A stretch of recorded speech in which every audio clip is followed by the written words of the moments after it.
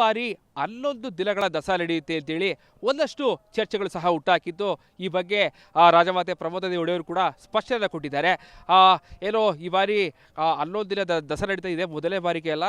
ಕಳೆದ ಈಗಾಗಲೇ 1920, 1929, 53, 62, 80, 90 ಹೀಗೆ ಹಲವು ವರ್ಷಗಳ ಕಾಲ ಮೈಸೂರು ಅರಮನೆಯಲ್ಲಿ 11 ದಿನಗಳ ಕಾಲ ದಸರಾ ಹಬ್ಬ ನಡೆದಿದೆ ಅಂತೇಳಿ ಈಗಾಗಲೇ ಒಂದು ಸ್ಪಷ್ಟನೆ ಕೊಟ್ಟಿದ್ದಾರೆ.